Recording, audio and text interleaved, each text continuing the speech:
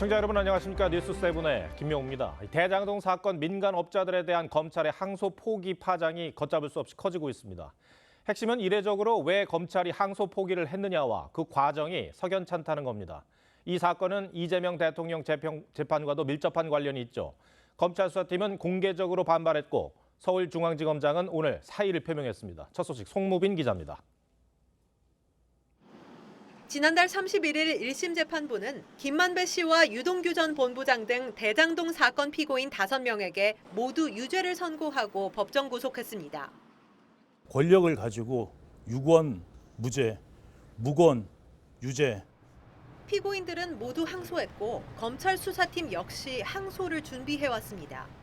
하지만 대검찰청과 서울중앙지방검찰청 지휘부는 어제 항소 포기를 지시했습니다. 결국 수사팀은 항소 기한인 어제 자정까지 법원에 항소장을 내지 못했습니다. 대장동 수사 공판팀은 오늘 새벽 3시쯤 입장문을 내고 강하게 반발했습니다. 이들은 어제 오후 갑자기 대검과 중앙지검 지휘부에서 항소장 제출 보류를 지시했다며 기다리라고만 하다가 자정이 임박한 시점에 항소 금지라는 부당하고 전례 없는 지시를 했다고 밝혔습니다.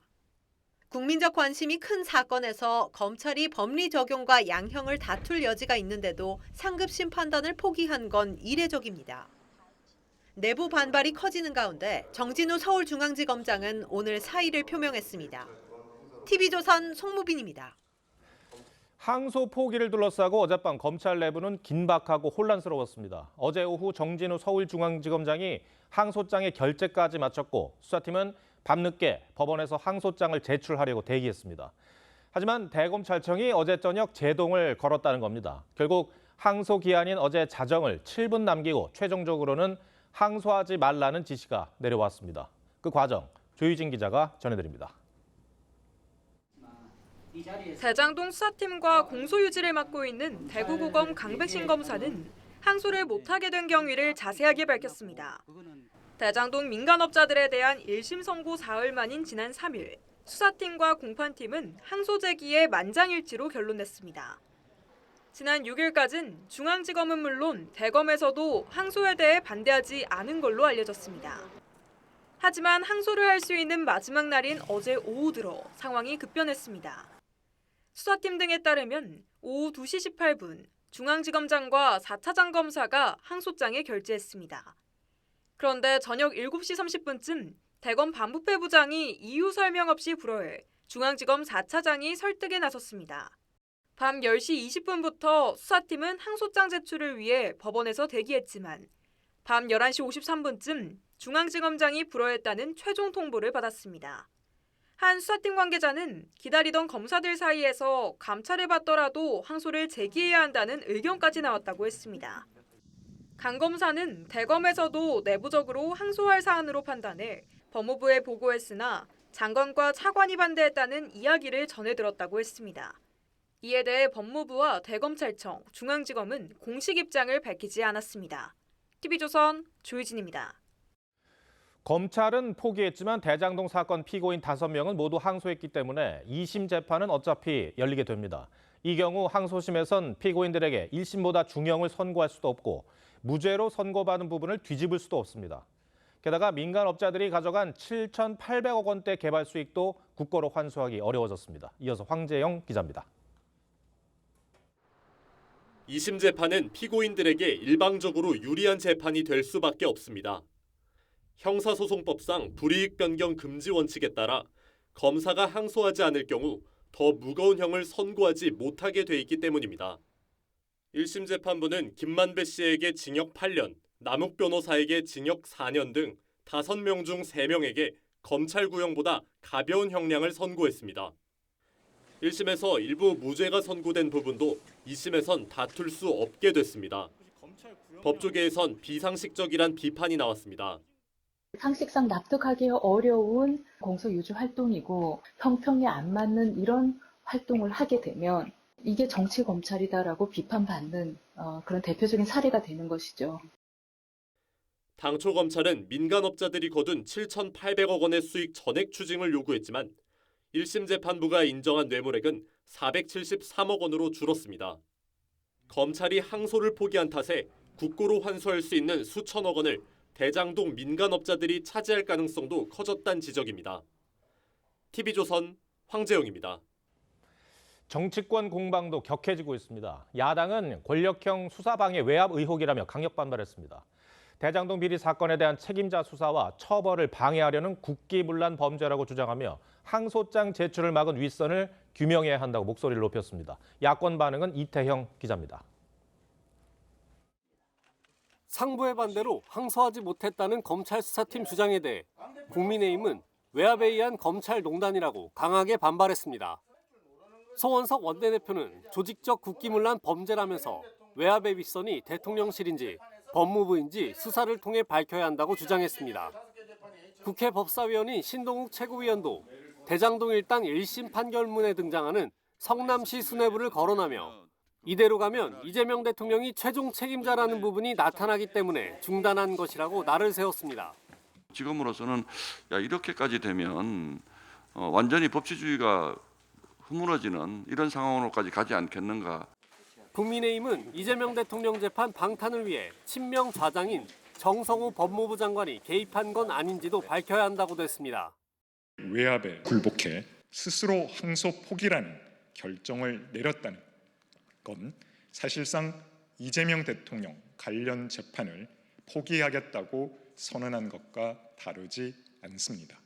개혁신당 이준석 대표도 권력을 잡았다고 공소 취소를 요구하거나 항고조차 못하게 만드는 것이 개혁의 대상인 불의라면서 이재명 정부에선 불의가 하수구처럼 흐르고 있다고 규탄했습니다. 야권은 권력형 수사방해 의혹에 대한 국회 차원의 진상규명과 직권남용 의혹 수사를 강하게 요구할 계획입니다. TV조선 이태형입니다. 네, 반면 민주당은 국민의힘이 억지 주장을 하고 있다는 입장입니다. 검찰이 무분별한 항소 관행을 자제한 것이지 항소를 포기한 건 아니란 겁니다. 관련해서 이 대통령과 정성호 법무장관의 기계적 항소 관행에 대한 최근 발언도 다시 주목받고 있습니다. 고희동 기자입니다. 민주당은 항소 포기가 아니라 무분별한 항소 관행을 자제한 것이라고 했습니다. 1심에서 이미 중형이 선고됐기 때문에 대장동 일당 봐주기나 이례적 조치는 아니란 주장입니다. 애초에 검찰의 기소가 무리했다는 주장도 내놨습니다. 또 이 대통령은 대장동 일당의 뇌물수수와 관련이 없다면서 야당이 억지로 연결지어 정치 공세를 하고 있다고도 했습니다. 정치적 목적을 위한 표적 수사는 멈춰야 합니다. 국민은 선택적 분노와 선택적 수사에 더 이상 설득되지 않습니다. 검찰의 기계적 상고 관행을 비판한 이재명 대통령의 최근 발언도 주목받고 있습니다. 지난 9월 말 이 대통령은 검찰이 되지도 않는 걸 기소하고 무죄 판결이 나면 항소 상고하면서 국민에게 고통을 준다며 정성호 법무부 장관에게 제도 개선을 주문했습니다. 마음에 안 들면은 혹시 죄가 있을 가능성이 조금 있다 싶으면 기소해가지고 고통 주고, 네. 또 자기 편이면은 죄가 명확한데도 봐주고.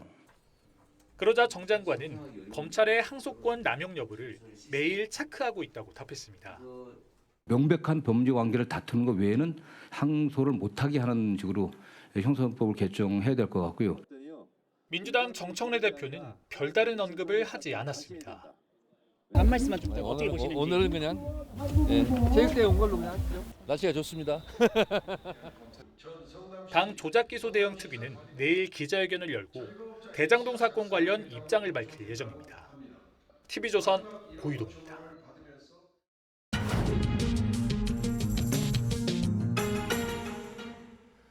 네, 대장동 사건 항소 포기를 놓고 이 대통령 사법 리스크 방탄 논란에 다시 불이 붙었습니다. 오늘 뉴스더에선 정치부 이태희 기자와 이 부분 조금 더 짚어보겠습니다. 이 기자, 야당은 왜 이재명 대통령 방탄을 위한 조치라고 주장하는 겁니까? 네, 이 대통령의 대장동 관련 배임 혐의는 민간업자들에게 개발 이익을 몰아주어서 성남도시개발공사에 4,800억 원대 손해를 끼쳤다는 의혹입니다. 2023년 3월 기소된 뒤 백현동, 위례, 성남FC 사건과 병합돼서 1심 재판이 2년 넘게 진행되다가 대통령 당선된 이후 중단된 상태입니다. 그런데 이번에 검찰이 항소를 포기하면서 대장동 민간업자들이 1심에서 무죄를 받은 부분은 더 이상 법정에서 다툴 수가 없게 됐죠. 별개의 재판이긴 하지만 이들의 사법 리스크가 한정되면서 결국 이재명 대통령의 사법 리스크도 상당 부분 덜어내는 효과가 있다는 게 야권의 시각입니다. 이 항소 포기 결정 과정을 놓고도 논란인데 야당은 이제 윗선의 개입 여부를 수사해야 된다 이런 주장이죠. 네, 중앙지검장까지 결재를 마친 항소 판단을 뒤집으려면 그에 맞는 절차가 필요한데 먼저 공소심의위원회가 열렸는지 또 여기선 어떤 논의가 이루어졌는지 따져봐야 한다는 겁니다.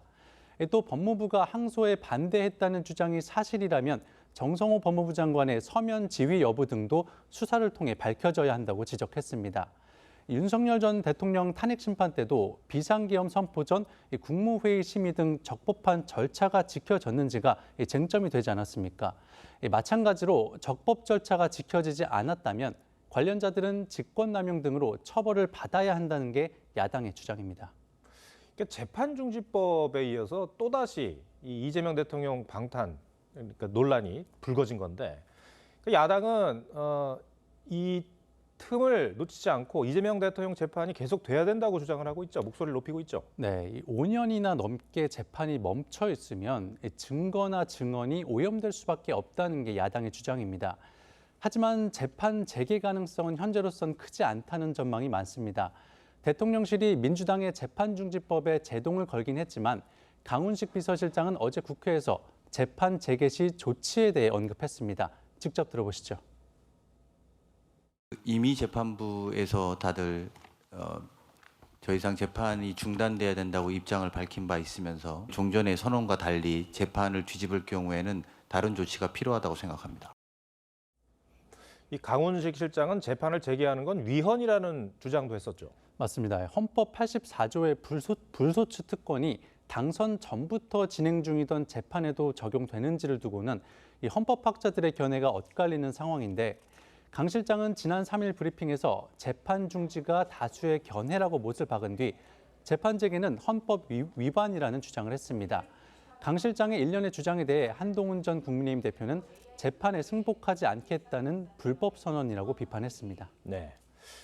다른 얘기를 좀 해보죠. 이 대통령이 어제 내란 특검 연장을 승인했잖아요. 네. 그래서 정치권에서는 지금 적폐청산 시즌2 아니냐 이런 말이 나옵니다. 이 강훈식 비서실장은 그제 운영위 국정감사에서 전부처의 내란 문책 조직을 검토하고 있다고 했습니다. 특검 수사와는 별도로 공직자들의 비상계엄 가담 정도를 확인해야 한다는 주장인데요. 먼저 이번 국감 때 조태열 전 외교부 장관이 비상계엄에 대한 입장을 미국 측에 설명하라는 공문을 주미 대사관에 보냈다는 의혹이 제기되자 외교부 내 북미 라인에 대한 조사 가능성이 언급되고 있습니다. 지난달 이 대통령은 안규백 국방장관에게 계엄 가담자들의 군 인사에 대해 언급하면서 잘 골라내시라라고 주문을 했는데 다음 주 장성 인사에서 대규모 물갈이가 이뤄질 거란 관측도 나옵니다. 야권은 이 같은 움직임이 야권의 내란 정당, 위헌 정당 프레임을 씌워서 내년 6월 지방선거를 치르려는 의도로 의심하고 있습니다. 네, 이태 기자 잘 들었습니다.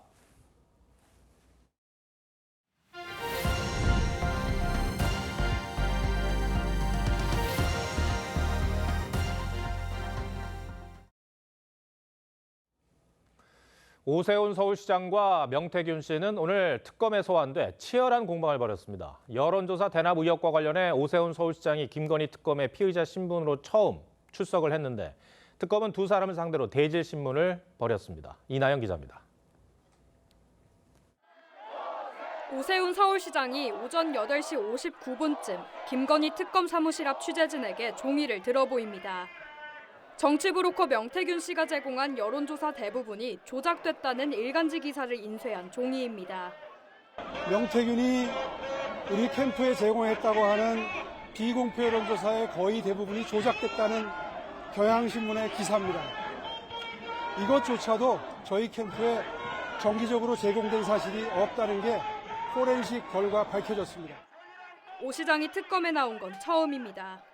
특검은 오 시장이 2021년 4월 서울시장 보궐선거 당시 명 씨로부터 미공표 여론조사를 13차례 제공받았다고 의심하고 있습니다.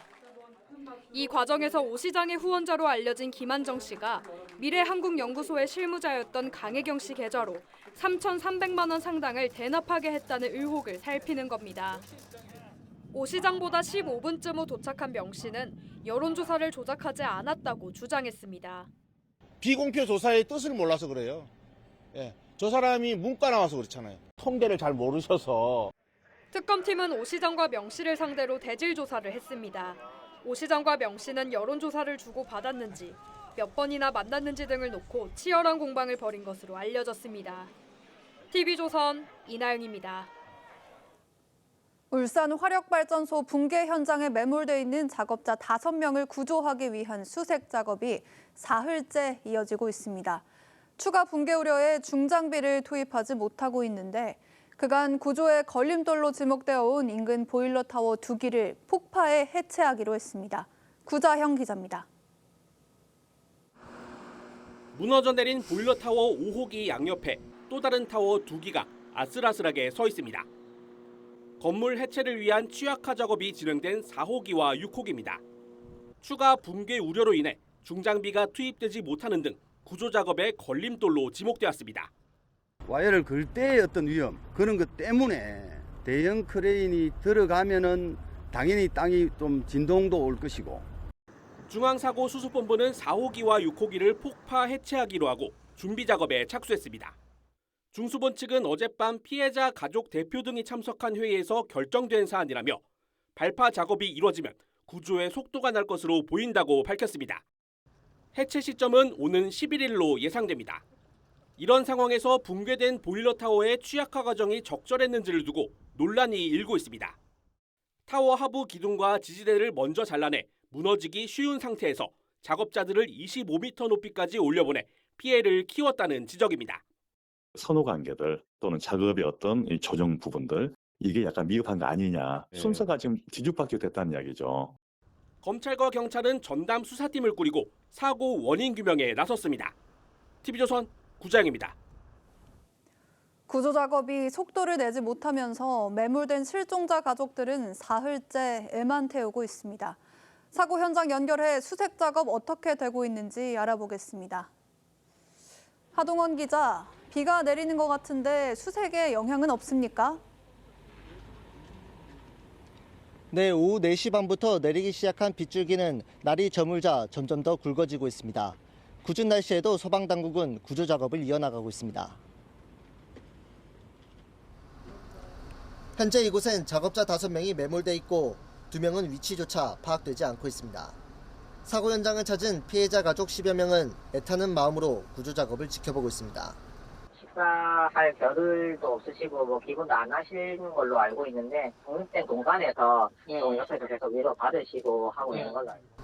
소방당국은 연이은 밤샘 작업과 함께 드론과 열화상 카메라 등 특수 장비까지 투입해 구조 작업을 벌이고 있지만 어제 오전 이후 추가 구조 소식은 좀처럼 전해지지 않고 있습니다. 많이 우시면서요. 빨리 살려야 된다고 그렇게 얘기하시더라고요.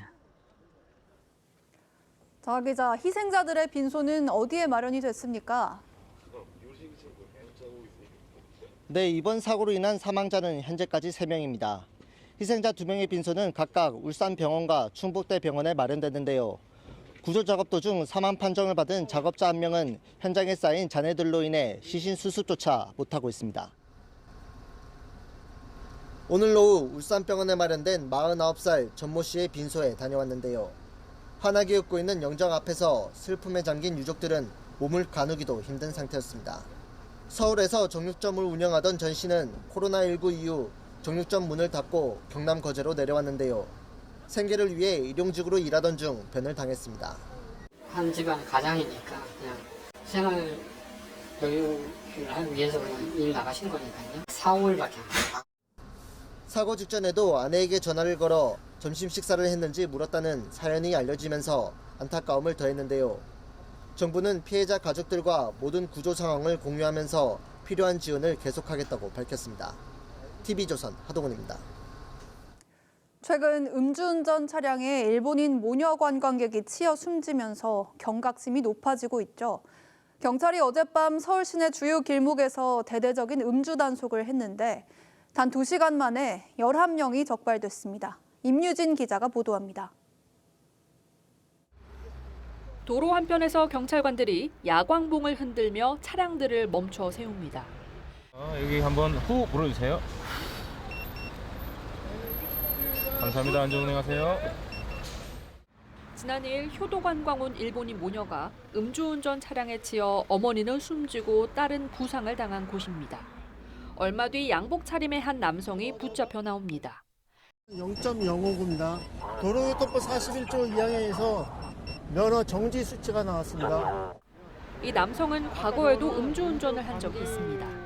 별로 안 먹는 것 같아가지고 10년 전에.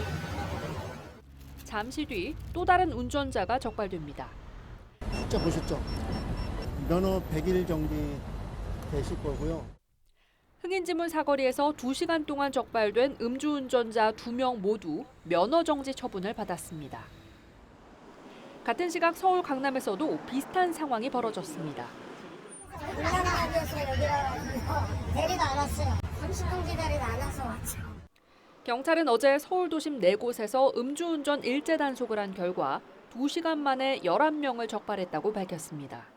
외국인 방문객 등이 사망하는 등 음주운전이 중대 범죄임에도 불구하고 근절되지 않아 운전자들에게 경각심을 심어주고 경찰은 음주 사고가 잦은 지점을 중심으로 불시 단속을 강화할 예정입니다.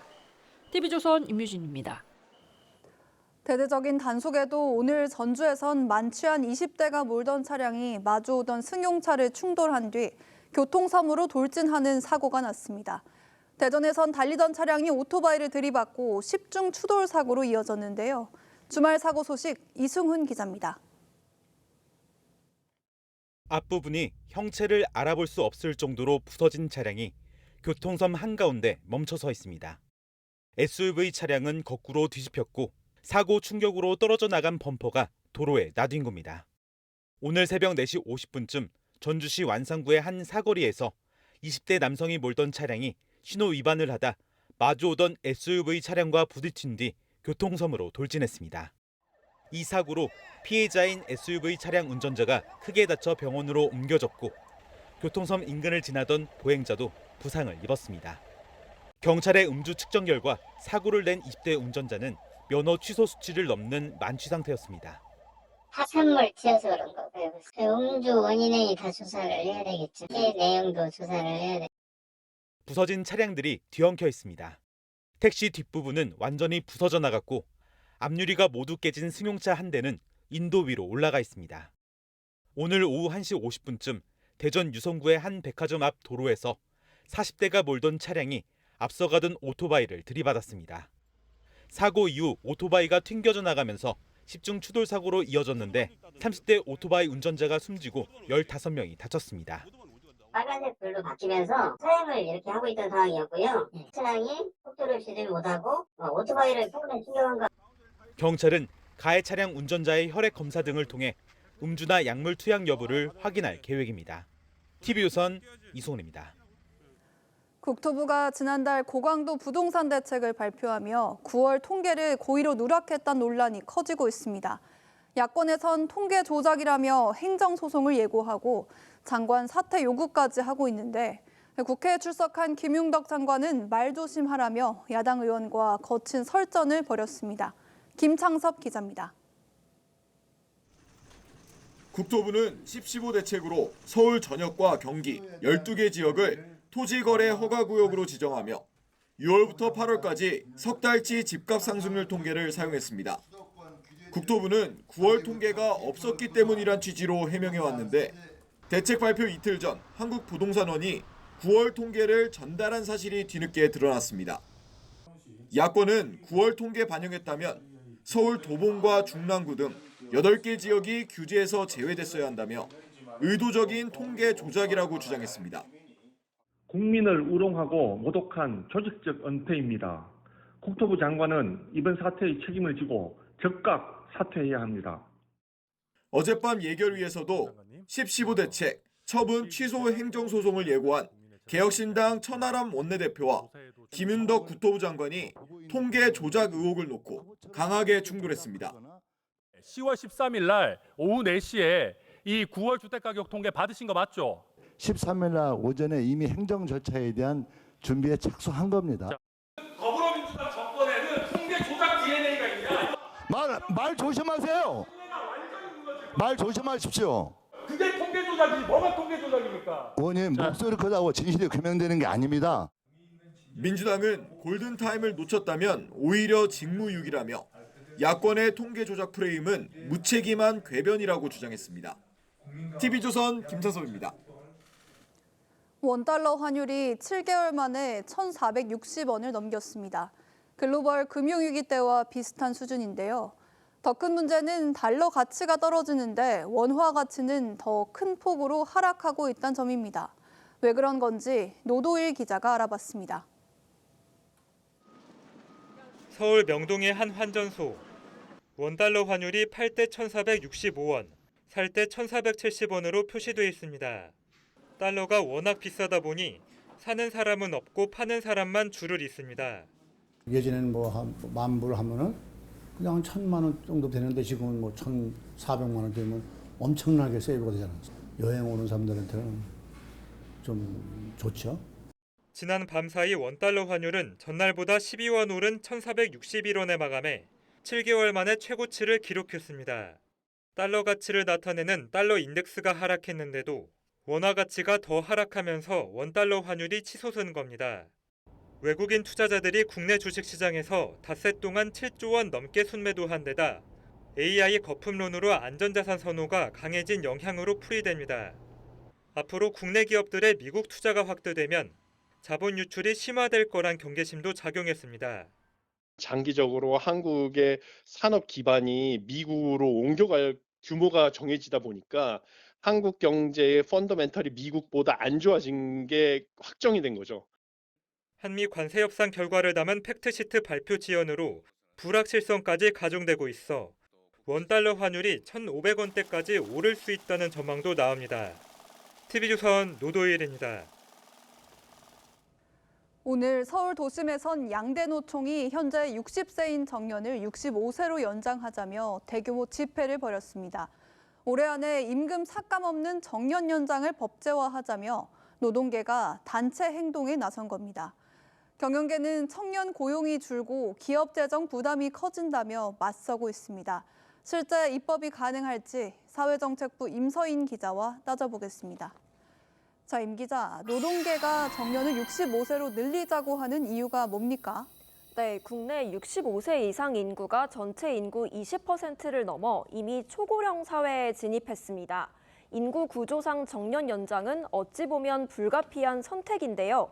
실제로 양대 노총은 베이비부머 세대의 대규모 은퇴로 노동 공급이 감소되고 성장 잠재력이 저하된다는 걸 정년 연장의 주요 논리로 내세웠습니다. 은퇴와 동시에 빈곤한 노후를 걱정할 수밖에 없는 최고령 사회에서 정년 연장 없이는 노년층의 빈곤 문제, 소득 공백의 악순환을 끊기 어렵고 경영계가 청년 고용을 문제 삼으면서 반대한다고 했는데 실제로 정년을 연장하면 이 청년들의 고용이 줄어들까요? 네, 겉으로는 퇴직 시점을 5년 늦추는 일이지만 노동시장 구조가 흔들릴 수 있는 변화가 숨어 있기 때문입니다. 실제로 우리 노동시장은 2016년 임금체계 조정 없이 법정 정년만 60세로 연장한 뒤 여러 후유증을 겪었습니다. 한국은행 조사 결과 당시 고령 근로자가 1명 늘어날 때 청년 근로자는 0.4명에서 1.5명까지 줄어든 것으로 집계됐습니다. 우리보다 먼저 초고령화 사회에 진입한 일본 사례도 좀 보죠. 일본에서는 이 문제 어떻게 해결했습니까? 네, 일본 역시 정년 연장 문제가 노사 현안으로 부각됐습니다. 다만 숫자상 정년을 늘리는 해법으로 풀지 않았고 정년 연장, 정년 폐지, 퇴직 후 재고용이라는 해법 가운데 노사 합의로 선택할 수 있도록 했습니다.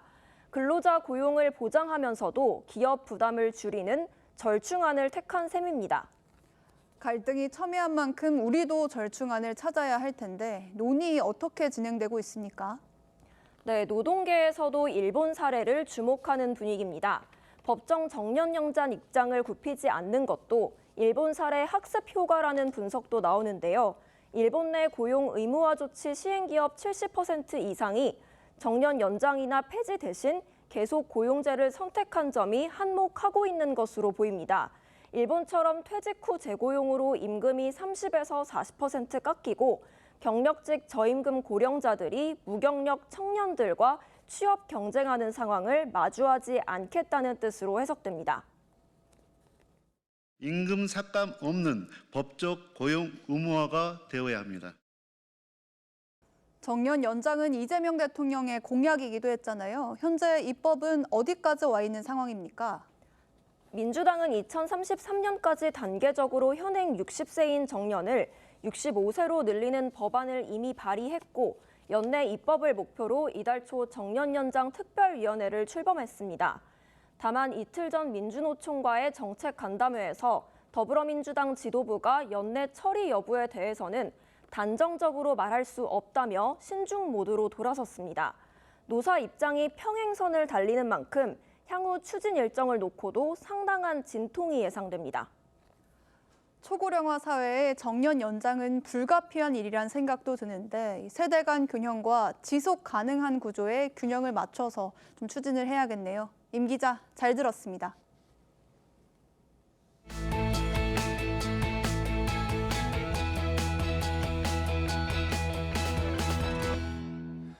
네, 다음 주 대학 수학 능력 시험이 치러집니다. 이 주변에 수험생이 있다면 합격을 바라는 마음으로 선물 준비하실 텐데 시대에 따라 선물도 달라지고 있습니다.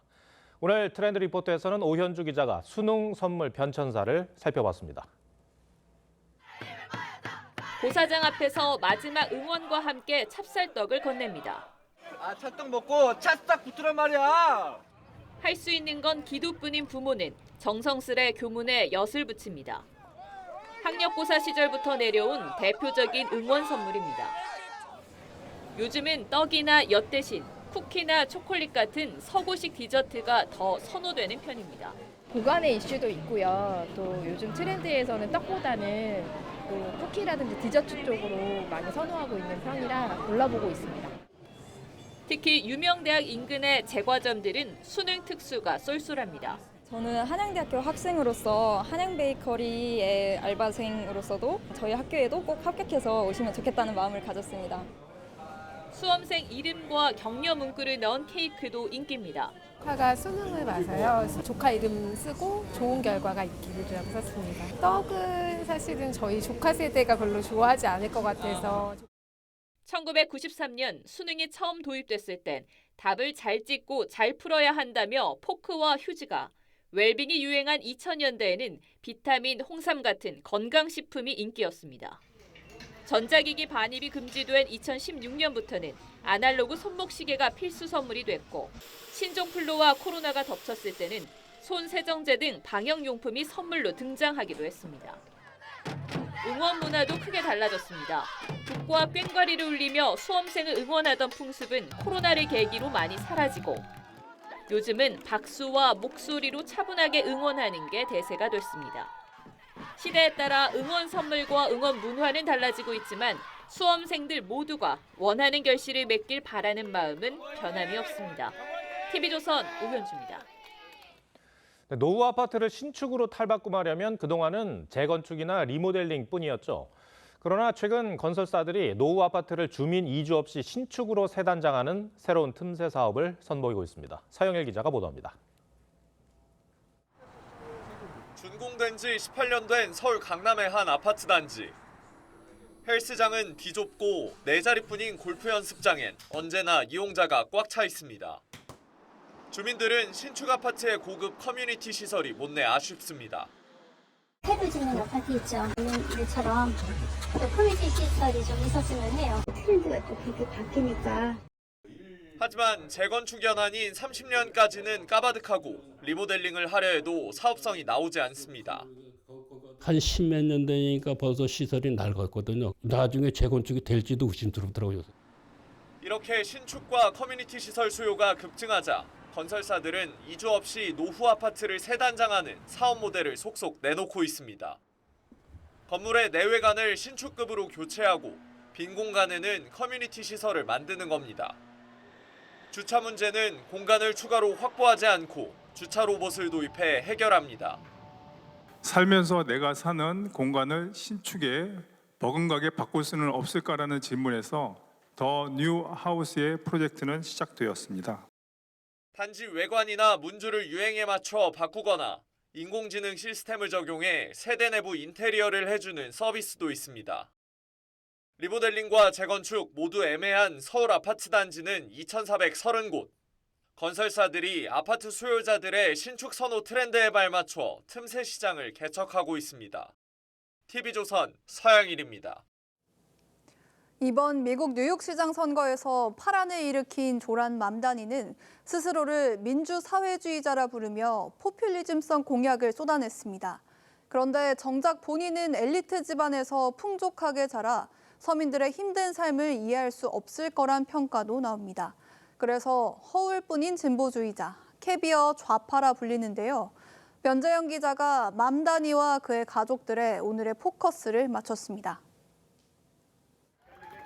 뉴욕 최초 무슬림이자 인도계 출신, 최연소 시장 타이틀까지 한 번에 거머쥔 조란 맘다니. And as of tonight, led by an immigrant. 1991년 아프리카 우간다에서 인도계 부모 사이 태어나 7살에 뉴욕으로 이주했습니다. 아버지는 컬럼비아대 정치학과 교수, 어머니는 베니스 영화제에서 수차례 수상한 영화 감독으로 둘 다 하버드대 출신입니다. 전형적인 엘리트 집안 이민자로 유복한 환경에서 자라 어렸을 때 살았던 아파트엔 문을 열어주는 도어맨도 있었습니다. 맘다니는 한국의 특목고 격인 브롱스 과학고를 졸업했고 넷플릭스 창업자 헤이스팅스가 나온 손꼽히는 명문대 보든 칼리지를 졸업했는데 한 해 학비만 $7만, 우리 돈 1억 원이 넘습니다. 졸업 후 1년간 비영리 단체에서 저소득층 주택 상담을 한 경험이 유일한 사회생활입니다. 이후 스스로를 민주사회주의자라 부르며 정계에 입문해 무료 버스, 무상보육 등 포퓰리즘성 공약을 쏟아냈습니다. 그런 맘다니를 향해 애덤스 뉴욕시장은 특출난 부모 덕에 출세했다고 비꼬았습니다. They think socialism is everybody gets everything, but nobody gets anything. And these people don't know because they've never experienced. 지지율 1%대이던 올해 2월 시리아계 미국인이자 무슬림인 라마 두아지와 결혼했습니다.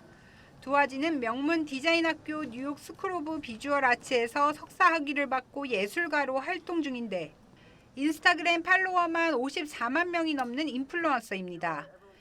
미 언론들은 두아지가 현대판 다이애나 왕세자비라고 평가했습니다. TV조선 변재영입니다. 미국 그래미 어워즈 올해 최고의 인기곡 후보에 K-팝이 2곡이나 올랐습니다.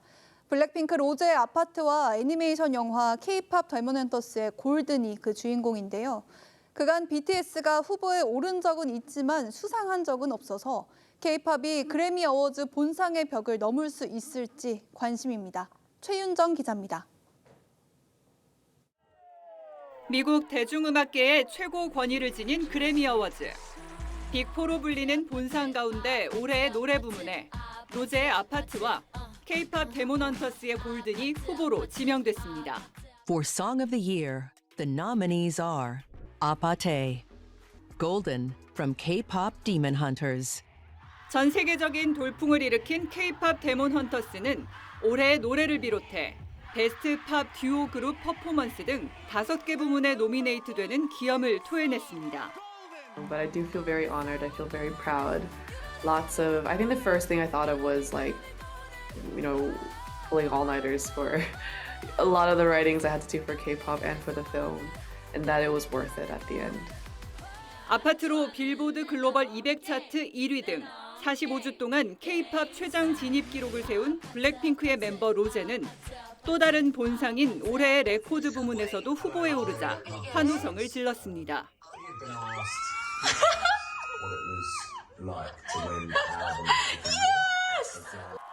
아파트는 모두 3개 부문에 노미네이트 됐는데 그래미에 K-팝 장르가 후보로 오른 건 BTS 이후 처음이고 여성 아티스트가 올해의 노래 등 본상 후보에 오른 건 사상 최초입니다. 현지 언론은 K-팝이 드디어 주류 무대에서 인정받았다고 평가하면서 역사적인 후보 지명이지만 전혀 놀랍지 않다며 K-팝의 약진을 조명했습니다. 68회 그래미 시상식은 최종 투표를 거쳐 내년 2월 1일 미국 로스앤젤레스에서 열립니다. TV조선 최윤정입니다.